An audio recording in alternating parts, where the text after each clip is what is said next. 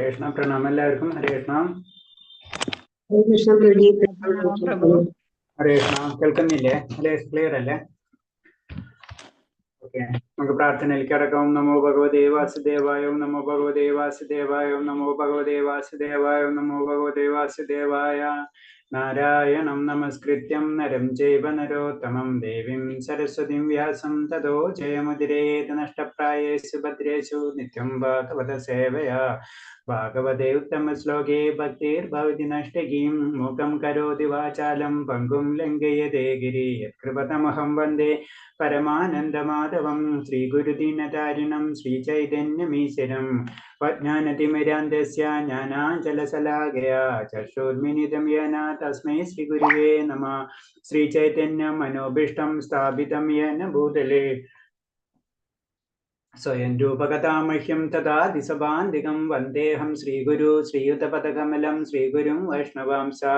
ശ്രീരൂപം സാഗരജാതം സഹന രഘുനാഥാനിതം തം സജീവം സാദൈവം സാവധൂതം പരിജനസഹിതം കൃഷ്ണചൈതന്യദേവം ശ്രീരാധാകൃഷ്ണപാദാൻ സഹനലളിതാ ശ്രീവിശാഖാനിം തം സാഹേ കൃഷ്ണ കരുണാ സിന്ധോ ദീനബന്ധോ ജഗത്പതേ ഗോപേശ ഗോപിക കാന്ത രാധാ കാന്ത നമസ്തുതേ. തപ്തകാഞ്ചന ഗൗരാംഗീ രാധേ വൃന്ദാവനേശ്വരി വൃഷഭാനുസുതേ ദേവി പ്രണമാമി ഹരിപ്രിയേ. വാഞ്ചാകൽപതരൂപേക്ഷ കൃപാ സിന്ധിഭ്യേവ ച പതിനാം പാവനേഭ്യോ വൈഷ്ണവേഭ്യോ നമോ നമഃ. നമോ വിഷ്ണുപാദായ കൃഷ്ണപ്രഷ്ടായ ഭൂതലേ ശ്രീമദേ ഭക്തിവേദാന്ത സ്വാമിന്നിധി നാമിനേ. നമസ്തേ സാരസദേവേ ഗൗരവാണി പ്രചാരിണേ നിർവിശേഷ ശൂന്യവാദി പാശ്ചാത്യദേശധാരിണേ.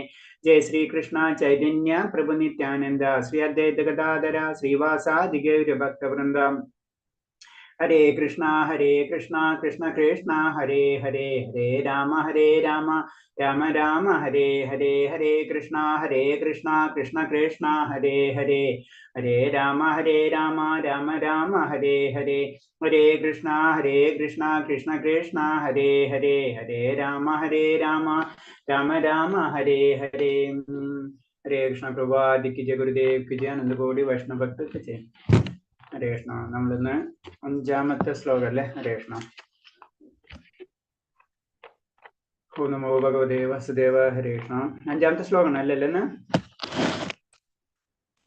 5ാമത്തെ ശ്ലോകം അല്ലേ? ഹരേ കൃഷ്ണ. 5ാമത്തെ ശ്ലോകം പറയുന്നത് ഹരേ കൃഷ്ണ. കൃഷ്ണേതി യസ്യാഗിരിതം മനസേന്ദ്രിയേതാ ദിഷ്ടേസ്തി ചേത പ്രണതിവിഞ്ച ഭജന്തമീശം ശുശ്രൂഷയാ ഭജന വിജ്ഞമനന്യമന്യാ നിന്ദാനി ശൂന്യാഹൃതമീബസ്ത സംഘലഭ്യം. ഈ ശ്ലോകത്തിൽ പറയുന്നത് ശരിക്കും നമുക്കറിയാം 3 തരം ഭക്തന്മാരുണ്ടെന്നറിയാം അല്ലെ? കനിഷ്ക, മധ്യം, ഉത്തമ, അധികാരി. ഇവരൊക്കെ എങ്ങനെയാണ് നമ്മള് പ്രണമിക്കേണ്ടത്, എന്തൊക്കെ ചെയ്യണം? ശരിക്കും പറഞ്ഞു കഴിഞ്ഞാൽ ഒരു ഭക്തന്മാര് തമ്മിലുള്ള കൈമാറ്റം എങ്ങനെ ആയിരിക്കും എന്നുള്ള രീതിയാണ് പറയുന്നത്. പ്രത്യേകിച്ച് പ്രണമിക്കേണ്ടതും അവരായിട്ടുള്ള സർവീസുകളും കാര്യങ്ങളൊക്കെ നമ്മൾ ചെയ്യേണ്ടത് എങ്ങനെയാണെന്ന് പറയുന്നത്. അതിൽ പരിഭാഷയിൽ പറയുന്നത് ഭഗവാൻ കൃഷ്ണന്റെ പുണ്യനാമം കീർത്തനം ചെയ്യുന്ന ഭക്തനെ മനസ്സുകൊണ്ട് ബഹുമാനിക്കണം. ഗുരുവിൽ നിന്നും അപ്പൊ ആദ്യത്തെ സെക്ഷൻ, ഒരു വ്യക്തി ഭഗവാന്റെ നാമം ജപിക്കുന്നുണ്ടെങ്കിൽ അവനെ മനസ്സുകൊണ്ട് ബഹുമാനിക്കുക, അത്ര മതി. അടുത്ത ലെവല്, ഗുരുവിൽ നിന്ന് ദീക്ഷ സമ്പാദിച്ച് ഭഗവാനെ ഭജിച്ചുകൊണ്ടിരിക്കുന്ന ഭക്തനെ വിനയപൂർവ്വം വന്ദിച്ച് ആരാധിക്കണം. അടുത്ത ലെവല്, ഒരു ദീക്ഷ സമ്പാദിച്ച് ഭഗവാനെ ഭജിച്ചുകൊണ്ടിരിക്കുന്നവനെ വന്ദിക്കണം, വിനയപൂർവ്വം വന്ദിച്ച് ആരാധിക്കണം. മറ്റത് ഉള്ളതുകൊണ്ട് ഇത് പുറത്തേക്ക് വരും. മനസ്സിനെ മറ്റൊന്നിലേക്കും വ്യതിചലിക്കാതെ ഭക്തിമാർഗത്തിൽ മുന്നേറിയവനും മറ്റുള്ളവരെ നിന്ദിക്കുക മുതലായ പ്രവണതകൾ തീരില്ലാത്തതും ഹൃദയത്തോടു കൂടിയവനുമായ ശുദ്ധ ഭക്തന്മാരെ ശ്രദ്ധാപൂർവ്വം സേവിക്കുകയും അവരുമായി കൂടിക്കഴിയുകയും വേണം. 3ാമത്തെ തരം. അപ്പൊ 3ാമത്തെ തരമുള്ള ഭക്തന്മാരും നമ്മൾ പറയുമ്പോൾ കനിഷ്ക, ഉത്തമ, മധ്യമ, അത്രേ ഉള്ളൂ. അപ്പൊ ആ 3 പേരോടും നമ്മൾ എങ്ങനെയാണ് പെരുമാറേണ്ടത്? അപ്പൊ ആദ്യത്തെ ഒരു വ്യക്തി, ഫസ്റ്റ് ലെവലിലുള്ള വ്യക്തികള് അവർ നാമം ജപിക്കുന്നുണ്ടാവും, ചിലപ്പോൾ ജപിക്കാത്തതുണ്ടാവും, പല ലെവലിലായിരിക്കും അല്ലെ? ഇനീഷ്യൽ സ്റ്റേജിൽ എന്ന് പറയും, പല ക്ഷേത്രങ്ങളിൽ പോകുന്നുണ്ടാവും. നമ്മുടെ സാമാന്യ ഭക്തി എന്ന് പറയും, ജനറൽ ആയിട്ടുള്ള ഒരു ഭക്തി വരുന്ന വ്യക്തികൾ. അവര് വരുമ്പോള് അവരെ നമ്മൾ അറ്റ്ലീസ്റ്റ് മനസ്സുകൊണ്ടെങ്കിലും നമ്മൾ അവരെ ആദരിക്കണം. 2ാമത്തെ കൂട്ടുകാരൻ നമ്മൾ എന്താണ്? ശരീരം കൊണ്ട്, അതാണ് ഭക്തന് വിനയപൂർവ്വം വന്ദിക്കണം. ഒരു ഹരേ കൃഷ്ണ എന്ന് നമ്മൾ ശരിക്കും പറയണം. മൂന്നാമത്തെ ഇതെന്ന് പറയുമ്പോൾ എന്താണ്, ഒരു ഉത്തമാധികാരി ഉന്നതമായ ആചാര്യന്മാർ ലെവലിലേക്ക് എത്തിക്കഴിഞ്ഞവരെ നമ്മൾ എന്താണ് അവരെ സർവീസ് ചെയ്യണം. അവരോട് നമ്മൾ തത്തതി പ്രണിപാതേന പരിപ്രശ്നയ സേവയ എന്ന് പറഞ്ഞത് തന്നെ. അപ്പൊ എന്താണ്, അവരെ നമ്മൾ അതുപോലെ സേവിക്കണം. അങ്ങനെ 3 തരം ഭക്തന്മാരെ പറ്റിയാണ് ഇതിൽ വിവരിക്കുന്നത്. അവരെ നമ്മൾ എങ്ങനെ എന്താ പറയാ, അവരെങ്ങനെയാണ് സേവിക്കേണ്ടത് എന്ന് പറയുന്നത്. അപ്പൊ ഇതില് ആ 3 തരം കാര്യത്തിനും എങ്ങനെയൊക്കെയാണ് ചെയ്യേണ്ടതെന്ന് പറയുന്നത്, യാതൊരുവിന്റെ വാക്കിൽ അഥവാ ഭാഷണത്തിൽ കൃഷ്ണൻ എന്ന പുണ്യനാമമുണ്ടോ അവനെ മനസ്സുകൊണ്ട് ആദരിക്കണം. നമ്മളെ വാക്കിന്റെ ഉള്ളിൽ ആരെങ്കിലും ഒരു വാക്കുകൊണ്ട് ഭഗവാനെ പറഞ്ഞു കഴിഞ്ഞാൽ അവനെ മനസ്സുകൊണ്ട് ആദരിക്കണം. യാദവിന് വിധിപ്രകാരമുള്ള ദേഷ്യം ഉണ്ടെങ്കിൽ ഭഗവാനെ ഭജിച്ചുകൊണ്ടിരിക്കുന്നവൻ നമസ്കാരം കൊണ്ട് വന്ദിക്കണം, അവർ നമസ്കാരം ചെയ്യണം. പിന്നെ മറ്റൊന്നിലും വ്യതിചലിക്കാത്ത ഭക്തിയുത സേവനം, മുന്നേറിയവനും അന്യരെ നിന്ദിക്ക മുതലായ ദോഷങ്ങളില്ലാത്ത ഹൃദയത്തോടു കൂടിയവനായ ഭക്തനെ അഭിലഷണീയമായ സംഘം ലഭിക്കിയാൽ പ്രയോഗികമായി സേവനം ചെയ്തുകൊണ്ട് ആരാധിക്കണം. അപ്പൊ 3 തരം ഗ്രൂപ്പിന്റെ കറക്റ്റ് ആയിട്ട് പറഞ്ഞു തരാണ് നമ്മൾ എങ്ങനെയൊക്കെയാണ് അവരെ ആരാധിക്കേണ്ട രീതി പറയുന്നതാണ്. അപ്പൊ പറഞ്ഞത് ഈ 6 വിധത്തിലുള്ള വ്യാമവ്യവഹാരം ബുദ്ധിപൂർവം പറഞ്ഞിട്ടുള്ളതെന്ന് പറഞ്ഞാൽ ഈ ബുദ്ധിപൂർവ്വം നമ്മൾ എന്താണ് ഇവരോട് ചെയ്യണം. അപ്പൊ ആരാണെന്ന് നമ്മൾ മനസ്സിലാക്കി അതേപോലെ തന്നെ ആ വ്യക്തിയോട് നമ്മൾ അതേപോലെ പെരുമാറണം. അതായത് ഇപ്പൊ സിമ്പിൾ ആയിട്ട് പറഞ്ഞാൽ കനിഷ്ക ഭക്തിരെ കനിഷ്ക ലെവലുള്ള ഭക്തന്മാര് എടുത്ത് ചെന്നിട്ട് നമ്മൾ എന്താണ് അവരെ സർവീസ് ചെയ്യേണ്ട ആവശ്യമില്ല. സർവീസ് എന്ന് പറഞ്ഞത് അവർക്ക് വേണ്ടി, കാരണം അത് ചെയ്യേണ്ടത് ആചാര്യന്മാരോടാണ്. അതാണ് ക്ലിയർ ആയിട്ട് നമ്മളോട് പറഞ്ഞു തരുന്നത്. സാധാരണ കനിഷ്ക ലെവലുള്ള ഭക്തന്മാരോട് മനസ്സുകൊണ്ട് ആദരിച്ചാൽ മാത്രം മതി. കാരണം അവരെപ്പോ വിട്ടുപോകും എന്താണെന്ന് അറിയില്ല. അപ്പൊ അതാണ് ശ്രദ്ധിക്കേണ്ടത്. പ്രസ്തുത പദ്യത്തിൽ കനിഷ്ഠ അധികാരി, മധ്യം അധികാരി, ഉത്തമ അധികാരി എങ്ങനെ 3 തരത്തിൽ ഭക്തന്മാരോട് നമ്മൾ എങ്ങനെ പെരുമാറണമെന്ന് നിർദ്ദേശിച്ചിരിക്കുന്നു. നമ്മളെല്ലാവരും ഭക്തന്മാരാണ്. അപ്പൊ നമ്മൾ എല്ലാവരോടും ഒരേ രീതിയിലല്ല പെരുമാറേണ്ടത്. പെരുമാറ്റച്ചട്ടം എന്ന് പറയില്ലേ, ഓരോ വ്യക്തികളോടും ഓരോ രീതിയിലാണ് നമ്മൾ പെരുമാറുക അല്ലെ. നമ്മളോട് ഏറ്റവും അടുത്തുള്ള ബന്ധുക്കാരാണെങ്കിൽ അല്ലെങ്കിൽ അത്രയും ക്ലോസ് ആണെങ്കിൽ അവരോട് ചെയ്യുന്ന രീതി ഒന്നായിരിക്കും. കുറച്ചും കൂടെ ദൂരത്തിനെങ്കിൽ അവരോട് രീതി, നമ്മൾ വെറും പരിചയക്കാരാണ് അല്ലെ, അവരോട് ചെയ്യുന്ന രീതി വേറൊരു രീതിയായിരിക്കും.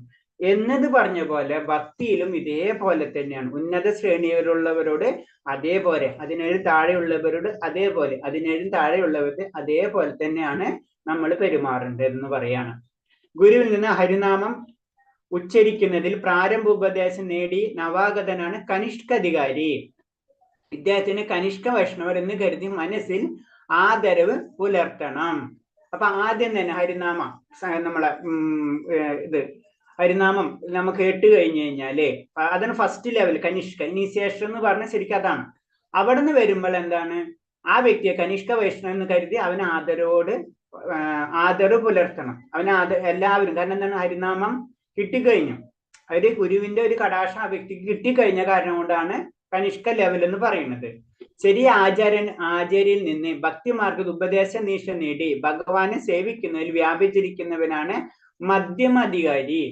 കുറച്ചും കൂടി ഉയർന്നത്, നമുക്ക് തന്നെ ദീക്ഷ തന്നെ 2 ലെവൽ 2-3 തലത്തിലുണ്ട്. അപ്പൊ ഉന്നത തലത്തിലേക്ക് കയറുമ്പോൾ അവിടെ എത്തുമ്പോഴാണ് നമ്മൾ എന്താണ് ഒരു മധ്യമ അധികാരി എന്നുള്ള അവസ്ഥയിലേക്ക് വരുന്നത്. അപ്പൊ ആ വ്യക്തിനെ കാണുമ്പോൾ നമ്മൾ എന്താണ് നമസ്കാരങ്ങൾ നമ്മൾ ചെയ്യണം. മറ്റേത് ഉള്ളിൽ പറഞ്ഞാൽ മതി, ഇത് നമ്മൾ ചെയ്യണം എന്നാ പറയുന്നത്. ഭക്തിയിൽ ബഹുദൂരം പുരോഗമിച്ച സമുന്നതമായ ഒരു ഭാഗവതനാണ് ഉത്തമാധികാരി. അപ്പൊ ഏറ്റവും ഉയർന്ന ലെവലിലുള്ള ആ വ്യക്തിനെ നമ്മൾ ചെയ്യേണ്ടത് എന്താണ്, ആ വ്യക്തിനെ സേവിക്കണം. പിന്നെ എന്താണ്, അവരുടെ കൂടി കഴിയുകയും വേണം, അതിനുവേണ്ടി പരിശ്രമിക്കണം. കാരണം എന്താണ്, കൂടുതൽ നമുക്ക് ഭക്തിയുത സേവനങ്ങൾ ചെയ്യാനും ഭക്തിയിലേക്ക് ഉയരാനുള്ള സാധ്യത നമുക്ക് കിട്ടും. നാരദന്റെ പുനർജന്മ, നാരദന്റെ മുൻജന്മ കഥ നമുക്കറിയാം എന്നത് പറഞ്ഞ പോലെ ഭക്തിയുത സേവനത്തിൽ അടിത്തട്ടിൽ സ്ഥിതി ചെയ്യുന്ന ദേവവിഗ്രഹത്തെ ഭജിക്കുന്നതിൽ മാത്രം തൽപരനായി വർത്തിക്കുന്ന കനിഷ്കാധികാരിയുടെ മട്ടിൽ കഴിയുവാൻ ആരും തുനിയരുത്. അപ്പൊ നമ്മൾ ആ ലെവലുകളാണ് പറഞ്ഞത്. കനിഷ്ക ലെവൽ എന്ന് പറയുമ്പോൾ നമുക്കറിയാം അങ്ങോട്ടും ഇങ്ങോട്ടും വീഴാനുള്ള സാധ്യതയുള്ള സമയമാണ്. അപ്പൊ നമ്മൾ പറഞ്ഞ അവരോട് അതേപോലെ നമ്മൾ ആവരുത് എന്നൊരു ഇൻഡിക്കേഷൻ, ഒരു വാണിംഗ് തരുന്നതാണ്, അത്ര ഉള്ളത്. പരമ പുരുഷോത്തമനായ ഭഗവാനെ, കാരണം നമുക്ക് കനിഷ്ക ലെവലിനോട് കൂടുതൽ അടുത്ത് അവരോട് കൂടുതൽ പെരുമാറുമ്പോൾ എന്താണ്, അവന്റെ ഭക്തി ഉറച്ചിട്ടുണ്ടാവില്ല. അപ്പൊ നമ്മളും ചിലപ്പോൾ അങ്ങോട്ട് വീഴും. നമ്മൾ കനിഷ്ക ലെവലിലാണ്, അപ്പൊ പെട്ടെന്ന് നമ്മൾ മാറി മാറാനുള്ള സാധ്യതയുണ്ട്. അത് കാരണം കൊണ്ടാണ് അവരോട് പെരുമാറേണ്ട രീതിയും ഉന്നത അധികാരിയോടുള്ള പെരുമാറേണ്ട രീതിയും രണ്ടാക്കണം എന്ന് പറയുന്നതിന്റെ കാരണം. പരമപുരുഷോത്തമനായ ഭഗവാനെ പരമപ്രേമ ഭാജകനമായി കരുതി ആരാധിക്കുകയും ഭഗവത് ഭക്തന്മാരിൽ മൈത്രിയോടും അജ്ഞാനികളിൽ കൃപയോടും അസ്വാരികൾ ഉപേക്ഷ ബുദ്ധിയോടും പെരുമാറുന്ന ചെയ്യുന്ന ഭക്തനാണ് മധ്യമധികാരി. അപ്പൊ മധ്യമധികാരി എന്ന് പറഞ്ഞത്, മധ്യമധികാരികളെ നമ്മൾ എങ്ങനെയാണ് ചെയ്യേണ്ടത്? നമ്മളവരെ പ്രണമിക്കുക അല്ലെ, വിനയപൂർവ്വം വന്ദിക്കും. അതായത് നമ്മൾ ശരീരം ഉപയോഗിക്കും, മറ്റേത് മനസ്സാണ് ഉപയോഗിക്കുന്നത്. മറ്റേതിൽ അടുത്തിൽ എന്താണ്, നമ്മൾ ശരീരം നമ്മൾ ഉപയോഗിക്കുകയാണ്. അപ്പൊ രണ്ടാമത്തെ ഗ്രൂപ്പ്. അപ്പൊ അവരെന്താണ് മധ്യമധികാരികൾ എന്ന് പറഞ്ഞത് എന്താണെന്ന് പറയണാണ്.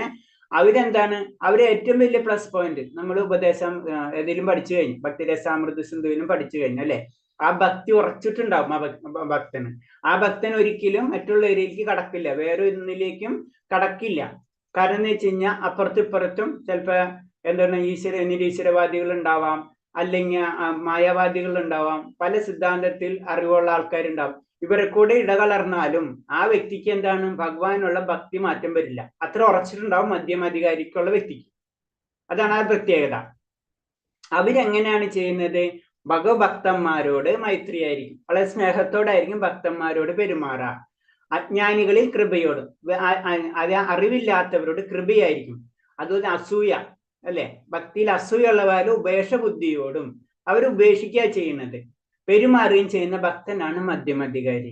ഒരിക്കലും ഈശ്വരവിശ്വാസം ഇല്ലാത്തവരെയും അങ്ങനത്തെവരെന്താണ് അവരെ ഉപേക്ഷിക്കും. അവർക്ക് പ്രത്യേകിച്ച് അവിടെ നിന്ന് ആ വ്യക്തി ആ മധ്യമധികാരി മാറും. അവര് പക്ഷെ എന്താണ് ഭക്തന്മാരാണെന്ന് വെച്ചാൽ ഭക്തന്മാർക്ക് വേണ്ടി എല്ലാ കാര്യങ്ങളും ചെയ്തും കൊടുക്കും. അത് അറിവില്ലാത്തവരാണ്, ഭക്തി അറിയാൻ ആഗ്രഹമുണ്ട്, പക്ഷെ അറിവില്ലാത്തവരോട് അറിവെല്ലാം പറഞ്ഞും കൊടുക്കും. ഭക്തന്മാരോട് വളരെ സ്നേഹത്തോടുകൂടി പെരുമാറും. അതേപോലെ തന്നെ ഭഗവാനിൽ അസൂയുണ്ട്, ഭക്തിയിൽ അസൂയുള്ള ആൾക്കാരോട് എന്ത് ചെയ്യും? അവരവിടെ നിന്ന് മാറും. ചുരുക്കി പറഞ്ഞു അവരാണ് മധ്യമധികാരി എന്ന് പറയുന്നത്. അപ്പൊ അവരോട് നമ്മൾ ചെയ്യേണ്ട രീതിയാണ് പറഞ്ഞത്. അവരെ നമ്മൾ എന്താണ് ഭക്തനെ വിനയപൂർവ്വം വന്ദിച്ച് ആരാധിക്കണം എന്നാണ് പറയുന്നത്. അനുവജ്ഞാനം വെച്ച് ഭക്തന്മാർ പലതരത്തിലുണ്ട്. പ്രാകൃത ഭക്തർ സാമാന്യ ഹരേ കൃഷ്ണ മന്ത്രം ജപിക്കാറുണ്ട്, പക്ഷെ അവർക്ക് മദ്യത്തോടും മദിരാശിയോടും ധനത്തോടും ആസക്തിയോടും ഇങ്ങനെയുള്ളവരെ മനസ്സുകൊണ്ട് ബഹുമാനിച്ചാൽ മതി. അപ്പൊ നമുക്ക് ഈ കനിഷ്ക ഭക്ത ആ ലെവലിൽ നിന്ന് പറയുമ്പോൾ പ്രാകൃത ഭക്തർ എന്ന് നമുക്ക് വേണമെങ്കിൽ പറയാം. അപ്പൊ ഇവർക്ക് എന്താണ് സംഭവം എന്ന് പറഞ്ഞു കഴിഞ്ഞാല്, ഇവർക്ക് എന്താണ് ശരി മഹാമന്ത്രമൊക്കെ ജപിക്കുന്നുണ്ട്, പക്ഷെ ഉള്ളിൽ അപ്പോഴും എന്താണ് ഈ ഭൗതികമായിട്ടുള്ള ആഗ്രഹങ്ങൾ നിലനിൽക്കുന്നവരായിരിക്കും. അതുകൊണ്ടാണ് അവരെ നമ്മൾ മനസ്സുകൊണ്ട് മാത്രം ബഹുമാനിച്ചാൽ മതി എന്ന് പറയുന്നത്. പിന്നെ കൃഷ്ണാവബോധത്തിൽ ജാതി വർണ്ണം മുതലായിക്കൊന്നും യാതൊരു പരിഗണനയുമില്ല. എല്ലാവർക്കും ഈശ്വരഭജനത്തിനുള്ള അവസരം നൽകി വരുന്നു. അത് നമുക്കറിയാം അല്ലെ. കൃഷ്ണാബോധം ഭഗവാന് പ്രത്യേകിച്ച് ഒന്നുമില്ല, ജാതിയില്ല വർണ്ണമില്ല കുലമൊന്നും ഒന്നുമില്ല. അപ്പൊ എല്ലാവർക്കും ഈശ്വരനെ ഭജിക്കാനുള്ള അവസരം എന്നാണ് കൃഷ്ണാബോധത്തില് ചെയ്തു വരുന്നു, കൊടുക്കുന്നു എന്ന് പറയുന്നത്. ദീക്ഷ എന്ന് പറയുമ്പോ എന്താണ്? ദീക്ഷ കൊണ്ട് വിഷയസുഖങ്ങളിൽ ഒരാൾക്ക് ക്രമത്തിൽ വൈരാഗ്യം ജനിക്കും, ആത്മീയ ജീവിതത്തിൽ താല്പര്യം ഉണ്ടാവുകയും ചെയ്യുന്നു അല്ലെ. ദീക്ഷ എടുക്കണോണ്ട് എന്താണ്? നമ്മളൊരു ചെറിയ ബോണ്ട് പോലെയാണ് മാറുന്നത്. നമ്മൾ പിന്നെ സാമാന്യത്തിൽ നിന്ന് സാധനയിലേക്ക് കടക്കും അല്ലെ. സാമാന്യ ഭക്തിയിൽ നിന്ന് സാധനയിലേക്ക് കടക്കാണ്. അങ്ങനെ കടക്കുന്നതോടും നമ്മളിൽ എന്താണ് സംഭവിക്കുക? വൈരാഗ്യം ജനിക്കും, ആത്മീയ ജീവിതത്തിൽ താല്പര്യം ഉണ്ടാവുകയും ചെയ്യും. നമ്മൾ സ്ഥിരമായിട്ട് അത് ചെയ്തുകൊണ്ടിരിക്കുകയാണ് അല്ലെ. നമ്മളെ കണക്റ്റഡ് ആണ്. അപ്പൊ എന്താണ്? നമ്മളത് ചെയ്തേ പറ്റും. അപ്പൊ സാധനയ്ക്ക് ഇമ്പോർട്ടൻസ് ദീക്ഷ എടുക്കുന്നതോട് കൂടി വരും. അതിന് ഇനിഷ്യേഷൻ എന്നുള്ള ഒരു വേർഡ് തന്നെ നമ്മൾ സ്റ്റാർട്ട് ചെയ്യണുള്ളൂ. അപ്പൊ അവിടെ നിന്ന് തൊട്ട് ചെയ്യുമ്പോൾ നമ്മളൊരു സ്കൂളിൽ അഡ്മിഷൻ അല്ലെങ്കിൽ കോളേജിൽ അഡ്മിഷൻ എടുക്കുമ്പോൾ എന്താണ്? നമ്മൾ അഡ്മിഷൻ എടുത്തു കഴിഞ്ഞാൽ പിന്നെ അവിടുത്തെ റൂൾസ് ആൻഡ് റെഗുലേഷൻ നമ്മൾ പാലിച്ചിരിക്കും. ജനറൽ ആയിട്ടുള്ള കാര്യമാണ്. എന്നത് പറഞ്ഞ പോലെ ദേഷ്യം എടുത്തു കഴിഞ്ഞാൽ നമ്മൾ എന്താ ചെയ്യുക? ആത്മീയ ജീവിതത്തിൽ താല്പര്യം തന്നെ ഉണ്ടാവും. കാരണം എന്താണ്? നമ്മൾ സാമാന്യ ഭക്തിയിൽ നിന്ന് സാധന ഭക്തിയിലേക്ക് നമ്മൾ കടക്കും. ദീക്ഷ സ്വീകരിക്കുന്നതിന് തയ്യാറായ ഒരാൾക്ക് തപസ്, ബ്രഹ്മചര്യം, ശാരീരത്തിന്റെ മനസ്സിന്റെ നിയന്ത്രണം എന്നിവ പരിശീലിക്കാൻ തയ്യാറാവണം. അപ്പൊ ദീക്ഷ എന്ന ഘട്ടം, അപ്പൊ ദീക്ഷയിൽ നമുക്കറിയാം അല്ലെ, നമ്മൾ ഇതൊക്കെ ചെയ്യാൻ താല്പര്യമുണ്ട്. ഇപ്പൊ ഒരു കോളേജിൽ അഡ്മിഷൻ എടുക്കണമെങ്കിൽ ആ കോളേജിന്റെ റൂൾസ് ആൻഡ് റെഗുലേഷൻ ഒക്കെ ഞാൻ പാലിക്കാന്ന് പറഞ്ഞ് നമ്മൾ ഒപ്പിട്ട് കൊടുത്തതിന് ശേഷം നമുക്ക് അവിടെ അഡ്മിഷൻ കിട്ടുള്ളൂ. എന്നത് പറഞ്ഞ പോലെ ദീക്ഷ എടുക്കാന്ന് പറഞ്ഞാൽ നമ്മൾ ആത്മീയമായിട്ടുള്ള വിദ്യാഭ്യാസം കൂടുതൽ നേടാൻ വേണ്ടിയാണ്. അപ്പൊ അവിടെ വരുമ്പോ അവിടുത്തെ നിയമങ്ങൾ എന്താണെന്ന് വെച്ചാൽ തപസ്, ബ്രഹ്മചര്യം, ശരീരത്തിന്റെയും മനസ്സിന്റെയും നിയന്ത്രിക്കൽ, ഇതൊക്കെ നമ്മൾ ചെയ്യണം. അപ്പൊ അത് പരിശീലിക്കാൻ നമ്മൾ തയ്യാറാവണം. അതായത് ഗുരു പറയുന്നത് കേൾക്കാൻ തയ്യാറാവുന്ന ഒരു അവസ്ഥയിലേക്ക് നമ്മൾ എന്ന് എത്തുന്നോ അന്നാണ് നമ്മൾ ദീക്ഷ എടുക്കുക. അതാണ് ദീക്ഷനെ പറ്റി പറയുന്നത്. വിജ്ഞാനാർത്ഥം സംഗുരുമേവാഭി യച്ഛേത്. പരമസത്യത്തെ കുറിച്ചുള്ള ദിവ്യമായ അറിവിൽ താല്പര്യം ഉദിച്ചവന് ദീക്ഷ കൊടുക്കേണ്ടതാണ്. എപ്പോഴാണ് ദീക്ഷ നമ്മൾ എടുക്കേണ്ടത് എന്ന് പറയുന്നത്? നമുക്ക് ഭഗവാനെ കുറിച്ചുള്ള അറിവിൽ താല്പര്യം ഉണ്ടാവാം, ഭഗവാൻ എന്താണെന്ന് അറിയാം, അറിവ് വരാണ്. നമ്മളെന്താണ്, നമ്മളെ ഭൗതികയിൽ നിന്ന് ആത്മീയതയിലേക്ക് മാറി തുടങ്ങുന്ന ഒരവസ്ഥ ചുരുക്കി പറഞ്ഞു കഴിഞ്ഞാൽ. അപ്പൊ നമ്മൾ എന്താണ്, അത് നമ്മളെന്താണ് ഇത് വിട്ടു തുടങ്ങണം. ഇൻഡയറക്റ്റ് ആയിട്ട് പാർഷ്യൽ ഇത് വിട്ടു തുടങ്ങുന്ന ഒരവസ്ഥ. ഏത്? ഭൗതികമായിട്ടുള്ള അവസ്ഥ വിട്ട് ആത്മീയമായിട്ടുള്ള ഒരു അവസ്ഥയിലേക്ക് കടക്കുന്ന ഒരവസ്ഥ. അവിടെ എത്തുമ്പോഴാണ് നമുക്ക് ദീക്ഷയുടെ ആവശ്യം, ഗുരുവിന്റെ ആവശ്യം. അപ്പൊ എന്താണ്, പിന്നെ നമ്മൾ അത് പഠിക്കാൻ പോണ്. ഭൗതികമായി പഠിച്ചതല്ല, ആത്മീയമായിട്ടുള്ള വിദ്യാഭ്യാസത്തിന് പോകണം. അപ്പൊ അവിടെ ഗുരുവിന്റെ ആവശ്യമുണ്ട്. അവിടെ നിന്നോട്ടാണ് ദീക്ഷ എന്നുള്ള ചടങ്ങ് തുടങ്ങുന്നത്. കൃഷ്ണന്റെ പുണ്യനാമങ്ങൾ ജപിക്കുന്ന എത്രയോ ഉത്കൃഷ്ടമാണ്, പുണ്യനാമം ജപം എത്രയോ ഉത്കൃഷ്ടദായകം എത്രേ. വൈകല്യം കൂടാതെ 10 തരം നിയമ അപരാധങ്ങളിൽ നിന്ന് ഒന്നുപോലും കൂടാതെ കൃഷ്ണന്റെ മഹാമന്ത്രം ഒരാൾ ശ്രദ്ധ പോലും ജപിക്കുന്ന, പക്ഷെ അയാൾ ഉന്നത ക്രമത്തിൽ ഉയർന്ന് ഈശ്വരന്റെ നാമത്തിന് ഈശ്വരൻ തമ്മിലുള്ള വ്യത്യാസമില്ല എന്ന് അറിവ് നേടുന്നു. അത് നമുക്കറിയാലേ. കാരണം എന്ന് വെച്ച് കഴിഞ്ഞാല് ശരിക്കും ഭഗവാന്റെ നാമം ജപിക്കുന്നതാണ് ഏറ്റവും ഇമ്പോർട്ടൻസ്. എന്താണെന്ന് ചോദിച്ചു കഴിഞ്ഞാൽ ഭക്തിയിലെ ഏറ്റവും വലിയ ഇമ്പോർട്ടൻസ് എന്ന് പറഞ്ഞാൽ ഭഗവാന്റെ നാമം ജപിക്കുക എന്നുള്ളത്. അപ്പൊ നാമം ജപിക്കുമ്പോൾ നമുക്കറിയാം 10 തരം അപരാധങ്ങൾ നമ്മൾ ചെയ്യരുത്. വളരെ ശ്രദ്ധയോടുകൂടി നമ്മൾ നാമം ജപിക്കണം. അങ്ങനെ നമ്മൾ ഉയർന്ന് നമ്മൾ എവിടെ എത്തും? ഈശ്വരനും ഭഗവാനും, അത് ഈശ്വരനും നാമവും തമ്മിൽ വ്യത്യാസമില്ല എന്നൊരവസ്ഥയിലേക്ക് നമ്മൾ എത്തും എന്നാ പറയുന്നത്. ഒരാൾ ഒരു തവണയെങ്കിലും കൃഷ്ണൻ എന്ന് ഉച്ചരിച്ചത് കേട്ടാൽ അയാൾ ശ്രേഷ്ഠനാണെന്ന് കരുതണം. അതെന്താണ്?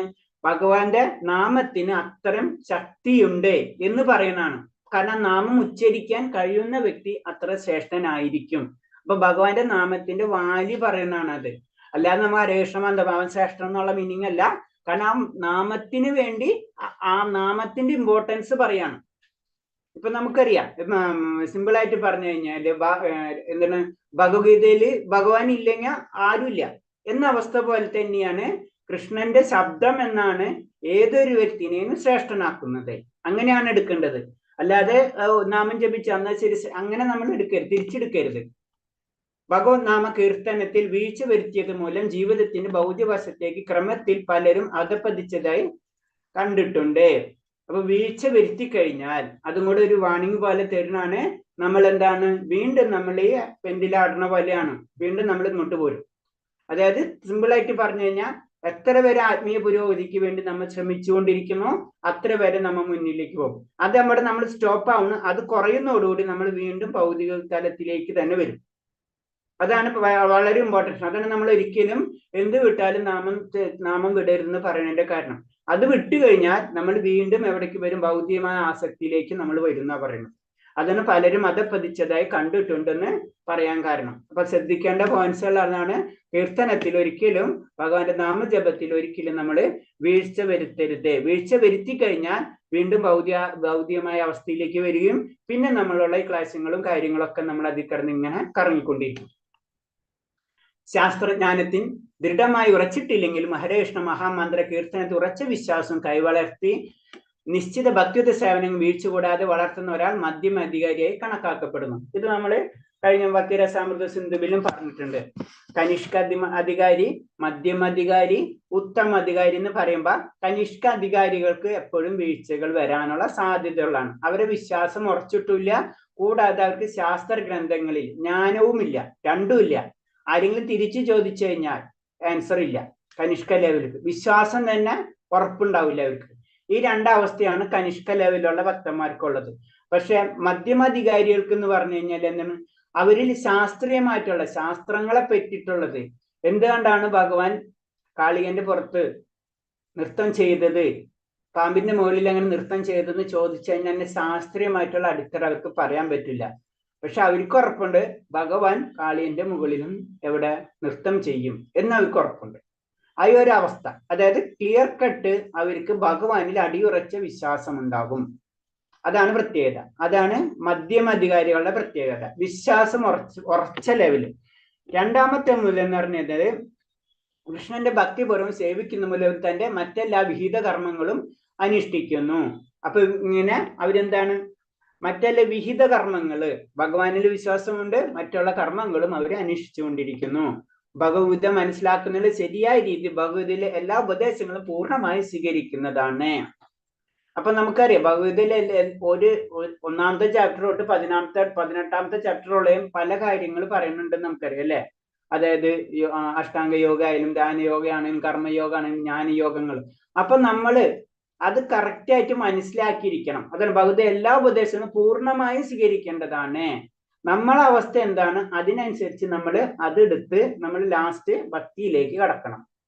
ജ്ഞാനമാണെങ്കിലും ജ്ഞാനത്തിന്റെ ആവശ്യം ബഹുനാം ജന്മനാമന്ത് ജ്ഞാനവാന്മാൻ അത് പറഞ്ഞത് എല്ലാം ലാസ്റ്റ് നമ്മളിൽ അതിലെത്തണം. അതാണ് നമ്മളെ പൂർണ്ണമായി അത് സ്വീകരിക്കണം എന്ന് പറയുന്നതിന്റെ കാരണം. നമ്മൾ അതിൽ മാത്രം നിന്ന് കഴിഞ്ഞാൽ നമ്മൾ അവിടെ നിൽക്കും. അടുത്തൊരു ഉപദേശങ്ങളുണ്ട്, അത് നമ്മൾ സ്വീകരിക്കണം. എല്ലാ ഉപദേശങ്ങളും, ഒരു ഉപദേശമല്ല, എല്ലാ ഉപദേശങ്ങളും. അതിൽ കുറെ ഉപദേശങ്ങൾ കൊടുത്തിട്ടുണ്ട്. നമ്മളെ ഓരോ ഉപദേശങ്ങൾ എന്തിനാണ് ലക്ഷ്യമെന്ന് മനസ്സിലാക്കി നമ്മൾ എല്ലാ ഉപദേശങ്ങളും എടുത്തിട്ട് വേണം, എന്നാലേ നമ്മളത് പരിപൂർണമായിട്ടുള്ള ഒരു അവസ്ഥയിലേക്ക് എത്തുള്ളൂ എന്ന് പറയുന്നത്. ഹരേ കൃഷ്ണ മഹാമന്ത്രത്തിൽ നിരന്തരം ഒഴുകുന്നവന് തന്റെ ആത്മീയ വ്യക്തിത്വം അറിയാൻ കഴിയും. അതാണ് ശരിക്കും നമ്മൾ ഭാവഭക്തിയിലേക്ക് എത്താന്ന് പറയില്ലേ. നമ്മൾ 9 വിധം കഴിഞ്ഞിട്ട് ലാസ്റ്റ് ഭാവഭക്തി പ്രേമഭക്തി എന്ന് പറയുമ്പോൾ ആ അവസ്ഥയിൽ എത്തുമ്പോൾ നമ്മൾ എന്താണ് നമുക്ക് ശരിക്കും മനസ്സിലാവും. ഭാവഭക്തിയിൽ എത്തുന്നവരെ നമുക്ക് ശരിക്കും മനസ്സിലാവില്ല എന്ന് പറയുന്നത്. ഭാവഭക്തിയിൽ എത്തുമ്പോൾ നമുക്ക് കറക്റ്റായിട്ട് മനസ്സിലാവും. നമുക്ക് ഗോലോക വൃന്ദാവനത്തിൽ ഏതായിരുന്നു പൊസിഷൻ എന്ന് കറക്റ്റായിട്ട് നമുക്ക് മനസ്സിലാവും എന്ന് പറയുന്നത്. അതാണ് ഭാവഭക്തിയുടെ പ്രത്യേകത. കാര്യം ആ ലെവലിലേക്ക് എത്തണം. അപ്പൊ അതിനു വേണ്ടി ചെയ്യുന്നതാണ് ഇതൊക്കെ. അനർത്ഥ നിവൃത്തിയൊക്കെ കഴിഞ്ഞ് ആ ഘട്ടങ്ങളൊക്കെ കഴിഞ്ഞ് മുന്നിലേക്ക് ഉയർന്നു വരുന്ന ഭാവഭക്തി രസമൊക്കെ കഴിഞ്ഞ്. ഭാവഭക്തി എന്ന് പറഞ്ഞാൽ പിന്നെ ആനന്ദം കൊണ്ട് ചെയ്യണതാണ് അല്ലെ. ഭാവഭക്തി എന്ന് പറഞ്ഞു കഴിഞ്ഞാൽ ആനന്ദത്തിൽ ചെയ്യുന്ന കാര്യങ്ങളാണ്. പ്രേമഭക്തി എന്ന് പറയുമ്പോൾ എന്താണ്, ഭഗവാനായിട്ട് ബന്ധം സ്ഥാപിച്ചു കഴിഞ്ഞു ആ പ്രേമഭക്തിയിൽ എത്തുമ്പോ. അപ്പൊ ബന്ധം സ്ഥാപിച്ചു കഴിഞ്ഞാൽ അത് നമുക്ക് മനസ്സിലായ സർവീസ് നമ്മൾ കറക്റ്റായിട്ട് ചെയ്യണം. മറ്റേ നമുക്ക് മനസ്സിലാവണം എന്റെ അവസ്ഥ എന്താണ്, എന്റെ പൊസിഷൻ ഗോലോക വൃന്ദാവനത്തിൽ അല്ലെങ്കിൽ വൈകുണ്ഠ ലോകത്തിൽ എന്താണെന്ന് മനസ്സിലാവുന്ന അവസ്ഥ. അതാണ് ആത്മീയ വ്യക്തിത്വം അറിയാൻ കഴിയുമെന്ന് പറയുന്നത്. ലാസ്റ്റ് അൾട്ടിമേറ്റ് പൊസിഷനിൽ എത്തുമ്പോൾ അതൊക്കെ മനസ്സിലാവാം നമുക്ക്. നാം എപ്പോഴും കൃഷ്ണന്റെ പുണ്യനാമങ്ങൾ ജപിക്കുകയും കൃഷ്ണപ്രസാദം രുചിക്കുകയും വേണം.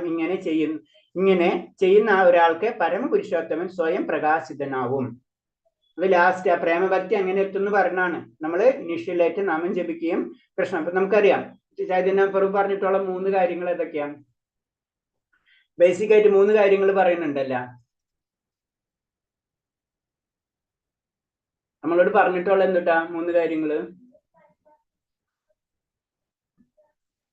ഹരേ കൃഷ്ണ. നാമജപം, കൃഷ്ണശാസ്ത്രം അറിയല്, പ്രസാദം. ശാസ്ത്രം അറിയില്ലല്ല, വേറെ ഉണ്ടല്ലോ. ശാസ്ത്രത്തിനേലും ഇമ്പോർട്ടന്റ് എന്താണ്? സാധുസംഘം, യമനിയമങ്ങളും അല്ല. സാധുസംഘം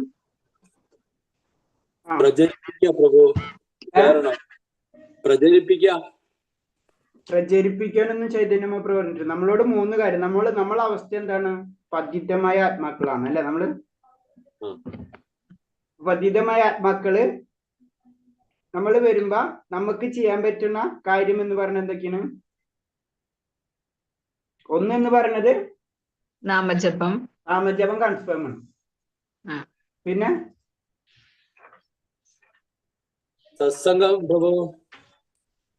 സത്സംഗമൊക്കെ അതിന്റെ പാട്ട്. പ്രഭു ചൈതന്യ മഹാപ്രഭു ഡയറക്റ്റ് 1 by 1 ആയിട്ട് 3 കാര്യം പറഞ്ഞിട്ടുണ്ട്.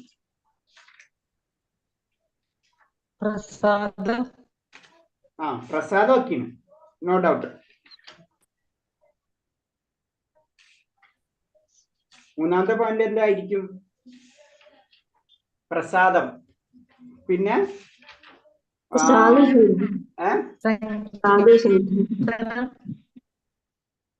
3ാമത്തെ പോയിന്റ് ഏതാ? എന്താ? അല്ല, ഭക്തിയുത സേവനം അല്ലേ? അതിലെല്ലാം വന്നു. ഈ 3 കാര്യങ്ങളാണ് 18ാം. കറക്റ്റ് ആയിട്ട് അത് ലൈൻ ബൈ ലൈൻ ആയിട്ട് എഴുതിയിട്ടുണ്ട്. ഞാനതാ നോക്കണത്. നോക്കട്ടെ. ഭഗവതിയിൽ അത് ക്ലിയർ ആയിട്ട് ലൈൻ ആയിട്ട് എഴുതി വെച്ചിട്ടുണ്ട് എന്താ തരണെന്നുള്ളത്.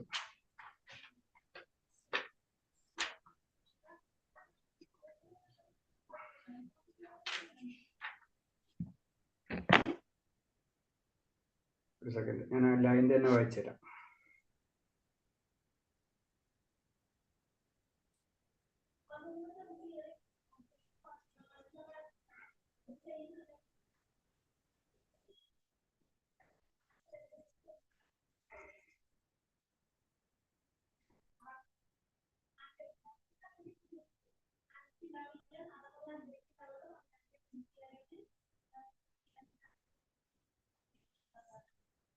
പതിനെട്ടാം അധ്യായത്തില് ക്ലിയർ ആയിട്ട് അത് എഴുതിയിട്ടുണ്ട്. ഇത്രത്തെ ശ്ലോകം എനിക്ക് ഓർമ്മ വരുന്നില്ല. അതിൽ ഭാവാർത്ഥത്തില് കറക്റ്റായിട്ട് എഴുതിയിട്ടുണ്ട്. നമ്മൾ 3 കാര്യങ്ങളാണ് ചൈതന്യ മഹാപ്രഭു പറഞ്ഞിട്ടുള്ളത്, നമ്മളെ പോലെയുള്ള പതിതമാൽപ്പം. ബാക്കിയൊക്കെ നമ്മൾ ചെയ്യണതൊക്കെ വേറെ. അതില് ഹരേ കൃഷ്ണ മഹാമന്ത്രം, ഭഗവത് പ്രസാദം, ഭക്തിയുത സേവനം, ഇതാണ് നമ്മൾ ചെയ്യേണ്ടത്. ഹരേ കൃഷ്ണ അതെപ്പോഴും നമ്മുടെ മൈൻഡിൽ ഉണ്ടായിരിക്കണം. നമ്മുടെ ലക്ഷ്യം അതാണ്. 3 കാര്യം: മഹാമന്ത്രം, ഭഗവത് പ്രസാദം. ഭഗവത് പ്രസാദം എന്ന് പറഞ്ഞത് എല്ലാതും ഭഗവാൻ, അല്ലാണ്ട് നമ്മുടെ ആഹാരം മാത്രം എന്നല്ല ഉദ്ദേശിക്കുന്നത്, എല്ലാതും ഭഗവത് പ്രസാദം. പിന്നെ നെക്സ്റ്റ് നമ്മുടെ ഭക്തിയുത സേവനം. ഈ 3 കാര്യങ്ങളും അതിൽ ഏറ്റവും ഇമ്പോർട്ടൻസ് ആണ് നാമജപം. അത് നമ്മൾ ചെയ്തിരിക്കണം എന്ന് പറഞ്ഞു. അതാണ് പറഞ്ഞത്. അങ്ങനെ ഉള്ള വ്യക്തിക്ക് എന്താണ്, പരമപുരുഷോത്തമൻ സ്വയം പ്രകാശിതനാകും. നമ്മൾ പിന്നെ ചെയ്യേണ്ട ആവശ്യമില്ല, ബാക്കി ഭഗവാൻ ചെയ്തോളും. ഉത്തമാധികാരി മറ്റൊന്നിലും താല്പര്യം കാണിക്കാതെ കൃഷ്ണബോധ പ്രസ്ഥാനം വ്യാപിക്കുമെന്ന് മാത്രം കൃത്യമായി കാണുന്നു. ഉത്തമാധികാരി ലെവലിലേക്ക് എത്തുമ്പോ ആ വ്യക്തിക്ക് വേറൊന്നിലും താല്പര്യമില്ല. അത് 18-ാം അധ്യായത്തിൽ പറയുന്നുണ്ട് അല്ലെ. അങ്ങനെയുള്ള വ്യക്തിയാണ് എനിക്ക് ഏറ്റവും ഇഷ്ടമുള്ളതെന്ന് ഭഗവാൻ പറയുന്നുണ്ട് അല്ലെ. അവിടെ എത്തുമ്പോ ആ അവസ്ഥയിൽ എത്തും ഉത്തമാധികാരിക്ക് എന്താണ്, വേറൊന്നിലും താല്പര്യം ഉണ്ടാവില്ല, ഭൗതികമായിട്ടുള്ള വേറൊന്നിലും പ്രവർത്തനം ഉണ്ടാവും. ആ വ്യക്തിക്കുള്ള ഗുണം എന്താണ്? ഉത്തമാധികാരികൾക്കുള്ള ഗുണം എന്താണ്? ഇപ്പം പറഞ്ഞതാണല്ലോ.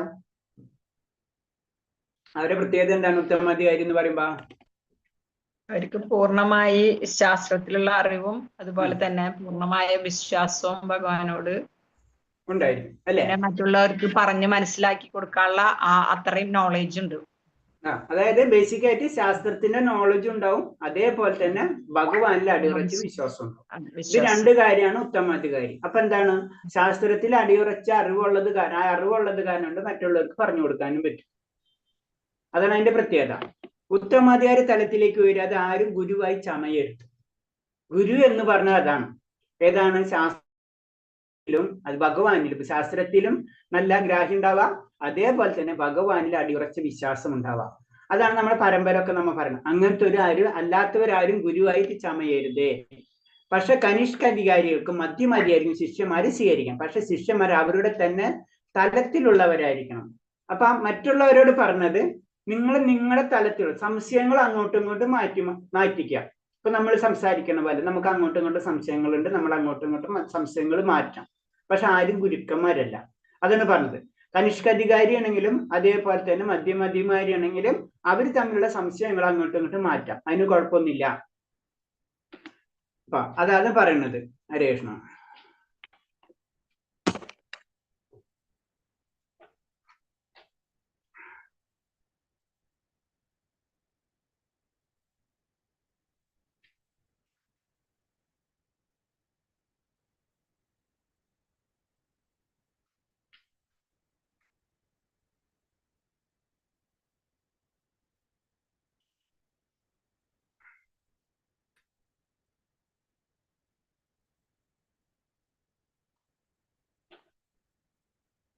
ഓക്കെ, ഇതിൽ എന്തെങ്കിലും സംശയം ഉണ്ടോ ഇത്തരം പറഞ്ഞതില്?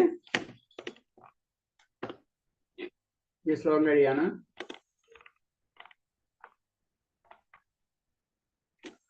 ഇപ്പൊ നമുക്ക് ചോദിച്ചത് തന്നെ ഞാനൊന്ന് ചോദിക്കണം. കനിഷ്കാധികാരിയും ഉത്തമാധികാരിയും മധ്യമധികാരിയും ഇത് തമ്മിലുള്ള വ്യത്യാസം എന്താണ്? അവർക്ക് എങ്ങനെയാണ് നമ്മൾ പ്രണാമങ്ങൾ അർപ്പിക്കേണ്ടത്? നമ്മള് കൃഷ്ണനാമം ചെല്ലുന്നവരെ മനസ്സുകൊണ്ട് വന്ദിക്കുക. ദീക്ഷ എടുത്തവരെ നമ്മള് വിനയപൂർവം വന്ദിക്കണം, നമസ്കരിക്കുക. ഉത്തമാധികാരി ആയ ശുദ്ധഭക്തനെ നമ്മൾ സേവ ചെയ്യുകയും അവരുടെ സത്സംഗം ഉണ്ടാകണം. അടുത്തത് നമ്മള് അവരെ പറ്റി പറയുമ്പോ, അറിവിനെ പറ്റി പറയുമ്പോ അവർക്കുള്ള കനിഷ്ക, മധ്യമ, ഉത്തമാധികാരിയെ പറ്റി പറയുമ്പോ അതിനെപ്പറ്റി എന്താ പറയണത്? കനിഷ്ഠ അധികാരിക്ക് അത്ര നോളേജും അതുപോലെ വിശ്വാസവും കുറവായിരിക്കും. നോളജും കുറവായിരിക്കും, വിശ്വാസവും വിശ്വാസം കുറവായിരിക്കും. കുറവായിരിക്കും. ഓക്കെ, അടുത്ത ലെവല് ആരെങ്കിലും പറയണ്ടെങ്കിൽ പറഞ്ഞോട്ടെ. ഹരേഷൻ പറയും. അദ്ദേഹത്തിന്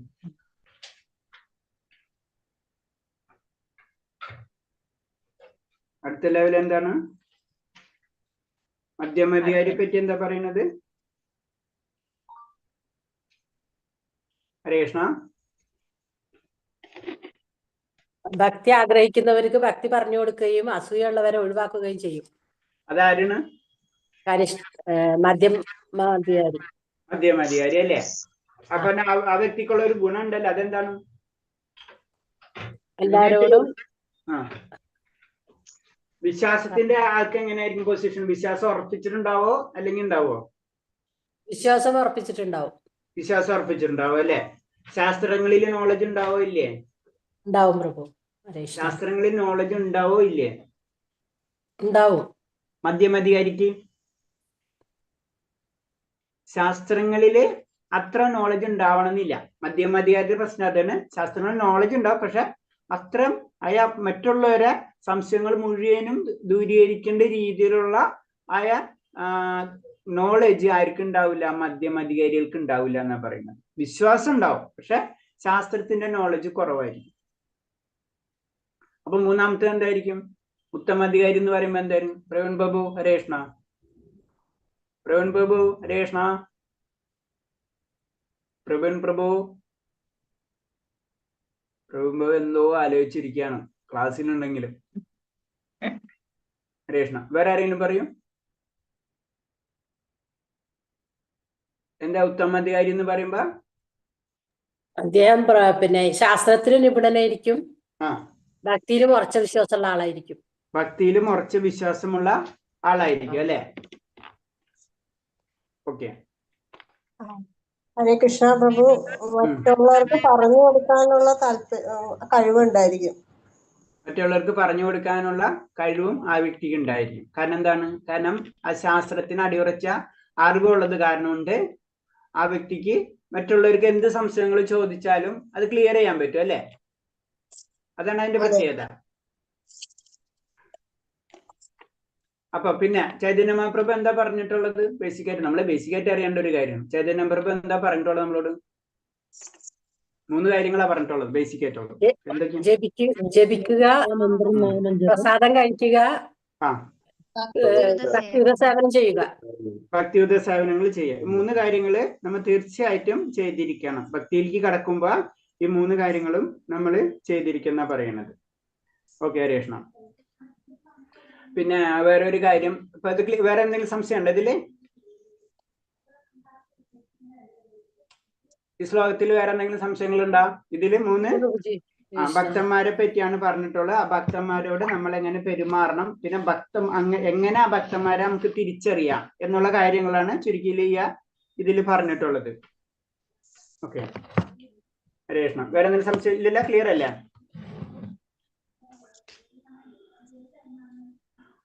ഓക്കെ. പിന്നെ വേറെ ഒരു പോയിന്റ്സ് പറയാനുള്ളത്, ഇപ്പൊ നമ്മള് എല്ലാ ഗ്രൂപ്പിലും പ്രത്യേകിച്ച് ഭക്തിശാസ്ത്രത്തിലും ഭക്തി ബൈബിളിലും ഒക്കെ നമ്മള് സർവീസ്, ഓൺലൈൻ സർവീസ് നമ്മൾ കൊണ്ട് ചെയ്യാൻ പറ്റുന്ന സർവീസ് കമ്പൽസറി ആണ്. അപ്പൊ കമ്പൽസറി കാരണം കൊണ്ട് പ്രത്യേകിച്ച് നമ്മൾ ഭക്തിശാസ്ത്രം ചെയ്യുമ്പോൾ കമ്പൽസറി സർവീസ് ആണ്. അപ്പൊ അതിൽ ഇട്ടിട്ടുണ്ട്. അപ്പൊ നിങ്ങൾക്ക് ചെയ്യാൻ പറ്റുന്ന സർവീസ് നിങ്ങൾ അതിൽ ടിക്ക് ചെയ്യാം. ഇപ്പൊ ഫോൺ വിളിക്കുന്ന സർവീസ് ആണെങ്കിൽ അല്ലെങ്കിൽ പല പല സർവീസുകൾ അതിൽ ഇട്ടിട്ടുണ്ട്. അഡ്മിൻ സർവീസ്, അതുപോലെ തന്നെ കാൾ ചെയ്യണത് ഓരോരുത്തരോ കാൾ ചെയ്തിട്ട് ചെയ്യാം. പലരും ഉണ്ടാവുമല്ലോ, രജിസ്ട്രേഷൻ വരുമ്പോൾ അവരെ വിളിക്കണം. അതേപോലെ തന്നെ കുറച്ച് പേരെ, ഒരു 10 പേരെ ഒരു മെന്റർ എന്നുള്ള രീതിയിൽ അവർക്ക് ഇപ്പൊ ഒരു ടീച്ചർ പറഞ്ഞത് മനസ്സിലാവുന്നുണ്ടോ, നിങ്ങൾ ക്ലാസ് അങ്ങനത്തെ ഉള്ള ഒരു മെന്റർ എന്നുള്ള രീതിയിലുള്ള സർവീസുകൾ. അതേപോലെ തന്നെ ചിലവർക്ക് ട്രാൻസ്ലേഷൻ ചെയ്യാൻ പറ്റുന്നവരുണ്ടാവും, ഇംഗ്ലീഷിൽ നിന്ന് മലയാളത്തിലേക്ക്. നമുക്ക് അങ്ങനത്തെ കുറെ വർക്ക് വരുന്നുണ്ട്. എക്സൽ ചെയ്യണ വർക്കുകൾ, നമുക്കിത് കമ്പൈൽ ചെയ്യണമല്ലോ, അങ്ങനത്തെ വർക്കുകൾ. എന്ത് തന്നെയായാലും സർവീസ് മസ്റ്റ് ആണ്, ഓൺലൈൻ സർവീസ് മസ്റ്റ് ആണ്. ഇപ്രാവശ്യം മാത്രം എനിക്ക് കൺഫേം അല്ല, ഇപ്രാവശ്യം ഈ ഭക്തിശാസ്ത്രം ഉണ്ടോന്ന് അറിയില്ല, അമ്പലത്തിലെ സർവീസും കൺഫേം മസ്റ്റ് ആക്കിയിട്ടുണ്ട്. നിങ്ങളെ ഈ ഇതിലുണ്ടോന്ന് അറിയില്ല, പക്ഷെ ഈ ഓൺലൈൻ സർവീസ് വേണം, മസ്റ്റ് ആണ്, എല്ലാവരും ചെയ്തിരിക്കണം. പിന്നെ രണ്ടാമത്തെ എന്ന് പറഞ്ഞു കഴിഞ്ഞാൽ ക്ഷേത്രങ്ങളിലെ നിയറസ്റ്റ് ആയിട്ട് ക്ഷേത്രങ്ങളിൽ സർവീസ് ചെയ്യുന്നവരാണെങ്കിൽ അവര് തീർച്ചയായിട്ടും ആ സർട്ടിഫിക്കറ്റ് അയച്ചിരിക്കണം. ആ മെയിൽ ഐ ഡി നമ്മൾ അയച്ചു തരാം. ആ മെയിൽ ഐ ഡിക്ക് ഇപ്പൊ പ്രഭു അല്ലെങ്കിൽ മാതാജി ഇന്ന മാതാജി ഈ സർവീസ് ചെയ്യുന്നുണ്ട്, ഈ ക്ഷേത്രത്തിൽ ഇന്ന സർവീസ് ചെയ്യുന്നുണ്ട് എന്നുള്ളൊരു സർട്ടിഫിക്കറ്റ് എന്നുള്ള രീതിയിൽ നമുക്ക് അയച്ചു തന്നാലേ സർട്ടിഫിക്കറ്റ് ഇഷ്യൂ ചെയ്യുള്ളൂ ഹരേകൃഷ്ണ. അപ്പൊ അത് ശ്രദ്ധിക്കാം. കാരണം നമ്മൾ ഒരാഴ്ച 2 ആഴ്ച കൊണ്ട് കഴിയുമ്പോൾ ചിലപ്പോൾ ക്ലാസ് കഴിയും, പിന്നെ സർട്ടിഫിക്കറ്റ് ഇഷ്യൂ ചെയ്യാൻ പറ്റില്ല. അത് കൺഫേം ആയിട്ട് ആ സർട്ടിഫിക്കറ്റ് വേണം. ഈ 2 പോയിന്റും നമ്മൾ ശ്രദ്ധിക്കണം. ഒന്ന് സർവീസ്, രണ്ടാമത്തെ വെച്ച് കഴിഞ്ഞാൽ നമ്മളെ നിയറസ്റ്റ് ടെമ്പിളിൽ സർവീസ് ചെയ്യുന്നവരാണെങ്കിൽ തീർച്ചയായിട്ടും, സർവീസ് ചെയ്യാത്തവർ ഇവിടെ എന്തായാലും സർവീസ് ചെയ്തിരിക്കണം. ഹരേകൃഷ്ണ, ക്ലിയർ അല്ല? അതിപ്പോ സർക്കുലേറ്റ് ചെയ്യുന്നുണ്ട്, അതെല്ലാവരും അത് ചെയ്യാം. ഇതിൽ എന്തെങ്കിലും സംശയം ഉണ്ടോ ഈ പറഞ്ഞ പോയിന്റിൽ? ഹരേകൃഷ്ണ പ്രഭു, ഇത് ഈ പിന്നെ നമുക്കിപ്പം എനിക്ക് ട്രാൻസ്ലേഷൻ സർവീസ് എടുക്കണമെങ്കിൽ ഞാൻ ആരെ കോണ്ടാക്ട് ചെയ്യണം? അത് മതി, ഞാൻ ഇപ്പൊ ഇട്ടിട്ടുണ്ട്. ഹരേകൃഷ്ണ പ്രഭു നമ്മുടെ ഗ്രൂപ്പിലുണ്ടോ? ഗ്രൂപ്പിൽ ഇപ്പൊ ഇടും, ഞാൻ ഇപ്പൊ ഇടാതെ. അപ്പൊ അതില് ഗൂഗിൾ ഫോം ആണ്, അതിൽ ക്ലിക്ക് ചെയ്യാം. അപ്പൊ അതിൽ സർവീസുകൾ ചോദിച്ചിട്ടുണ്ട്, നമുക്ക് ഇഷ്ടമുള്ള സർവീസുകൾ സെലക്ട് ചെയ്യാം. ഇപ്പൊ മാതാജി പറഞ്ഞ ട്രാൻസ്ലേഷൻ ആണ്, മലയാളത്തിൽ നിന്ന് ഇംഗ്ലീഷിൽ നിന്ന് മലയാളം ആക്കുന്ന സർവീസ് ഉണ്ടെന്ന് വെച്ച് കഴിഞ്ഞാൽ നമ്മളിപ്പോ ഇതൊക്കെ ഇംഗ്ലീഷിൽ എടുക്കണം പലതും. അപ്പൊ അത് യെസ് എന്ന് അടിച്ച് വിട്ടാൽ മതി, സബ്മിറ്റ് ചെയ്താൽ മതി. അപ്പൊ അങ്ങനത്തെ വല്ല സർവീസ് വരുമ്പോൾ മാതാജിനെ കോണ്ടാക്ട് ചെയ്യും, മെറ്റീരിയൽ തരും. ആ മെറ്റീരിയൽ ഇംഗ്ലീഷിൽ നിന്ന് മലയാളമാക്കി നമുക്ക് തരാം. ഹരേകൃഷ്ണ പ്രഭു, ഹരേകൃഷ്ണ ഹരേകൃഷ്ണ പ്രഭു. ഞാൻ സെക്കൻഡ് ലെവലില് കോൾ ചെയ്തോണ്ടിരുന്നതായിരുന്നു ഇങ്ങനെ ഇതുപോലെ സെക്കൻഡ് ലെവലിൽ സർവീസ് ചെയ്തോണ്ടിരുന്ന സെക്കൻഡ് ലെവലില് പറഞ്ഞതാണ്. അത് ചെയ്യാമല്ലോ നമുക്ക് സർവീസ് ആയിട്ട്. ആ സർവീസ് ഞാനിപ്പോ ഗ്രൂപ്പിലേക്ക് ഇടുന്നുണ്ട് നമ്മളെ. അപ്പൊ ആ ഗ്രൂപ്പില് നമ്മളെ ഗ്രൂപ്പിൽ ഇപ്പൊ ഞാൻ ഇടുന്നുണ്ട്. അപ്പൊ അതില് നമ്മൾ ക്ലിക്ക് ചെയ്യുമ്പോൾ അതിൽ ചോദിക്കും നമ്മുടെ പേര്, ഫോൺ നമ്പർ, പിന്നെ ഏത് ക്ലാസ്സിലാണ് അറ്റൻഡ് ചെയ്യണത്, ലെവൽ 2, ലെവൽ 3, ഭക്തി ശാസ്ത്രി, ഭക്തി വൈഭവ്. അതിൽ ക്ലിക്ക് ചെയ്യാം. പിന്നെ നമുക്ക് ചെയ്യാൻ പറ്റുന്ന സർവീസുകൾ, കോഹോസ്റ്റ്, കിഡ്സിന്റെ കോഹോസ്റ്റ് ഉണ്ട്, അഡൽട്ടിന്റെ കോഹോസ്റ്റ്. ഇപ്പൊ മാതാജി കൃഷ്ണവേണി മാതാജി ചെയ്യണ പോലെ തന്നെ കോഹോസ്റ്റ് സർവീസ്, അത് ഏതാണെങ്കിൽ അത് ക്ലിക്ക് ചെയ്യാം. നമുക്ക് ഇഷ്ടമാണെങ്കിൽ നമുക്ക് പല സർവീസ് ഒന്നിൽ കൂടുതൽ വേണമെങ്കിലും ചെയ്യാം. പിന്നെ നമ്മളിപ്പോ ഇത്ര വലിയ വലിയ രജിസ്ട്രേഷൻ നടന്നുകൊണ്ടിരിക്കുകയാണ് അല്ലെ, 10-200 രജിസ്ട്രേഷൻ ഒക്കെ. അപ്പൊ അവരൊന്ന് വെൽക്കം കോൾ, അവരൊന്ന് ഫോൺ വിളിക്കുക, അങ്ങനത്തെ വെൽക്കം കോൾ ഉണ്ട്. അതുപോലെ തന്നെ കുറച്ച് നാൾ കഴിയുമ്പോൾ കുറച്ച് പേരൊക്കെ ആബ്സെന്റ് ആയി തുടങ്ങും. അപ്പൊ അവരെ വീണ്ടും വിളിച്ച് എന്താ നിങ്ങൾ ആബ്സെന്റ് ആവണം, അങ്ങനത്തെ സർവീസുകൾ, റിട്ടേൺ ചെയ്യുന്ന സർവീസുകൾ.